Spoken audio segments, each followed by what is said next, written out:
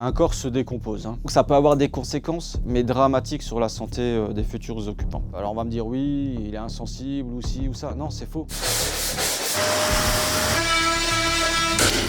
C'est juste que je suis concentré sur ce que je vais faire. Alors moi c'est Julien, je suis nettoyeur de scènes de crime comme on appelle ce métier-là. Donc les scènes de crime, les morts naturelles ou les suicides. Et là par contre je vais vous emmener sur un décès naturel d'un couple.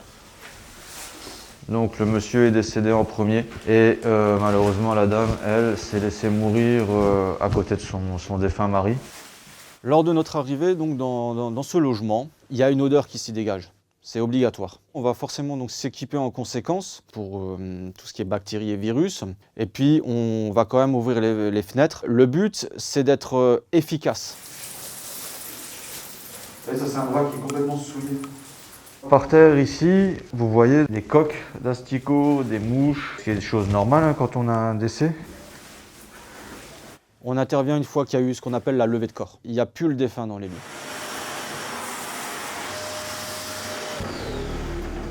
Un corps se décompose. Vous avez la phase de gazage, c'est là où le corps il gonfle. Vous avez des tissus qui se déchirent, ou les orifices naturels du corps humain, où là vous avez donc cette expansion de fluide biologique.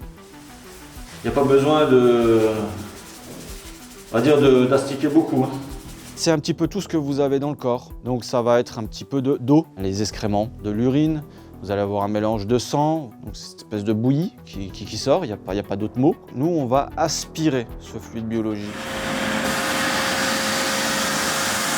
Le but, c'est toujours d'être le moins possible en contact avec du fluide. Pourquoi? Parce que vous avez des bactéries. On trouve l'Escherichia coli. On trouve ce qu'on appelle les black colonies, donc c'est des staphylocoques dorés. On trouve de la listeria. Donc ça peut avoir des conséquences, mais dramatiques sur la santé des futurs occupants. Là, j'ai versé en fait le contenu qu'on a aspiré dans le flux d'asserie. Donc je verse avec la plus grande précaution pour éviter toute éclaboussure.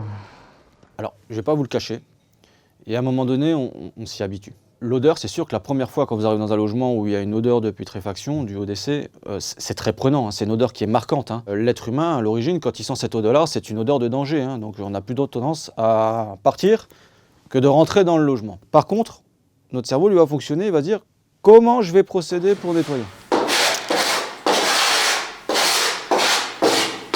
Il faut comprendre une chose, c'est que vous avez le visible, mais vous avez l'invisible. Là, c'est pareil. Et là,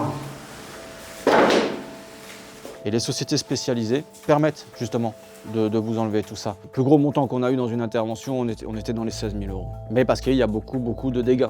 Donc qui dit beaucoup de dégâts, vous passez beaucoup de temps, vous consommez beaucoup de fûts, et ainsi de suite. Aujourd'hui, malheureusement, en France, il n'y a rien qui prend en charge le nettoyage après décès. Et je pense que les professionnels des assurances vont, au bout d'un moment, forcément vous proposer ce genre de service-là. Mais pour l'instant, ce n'est pas encore tout à fait le cas.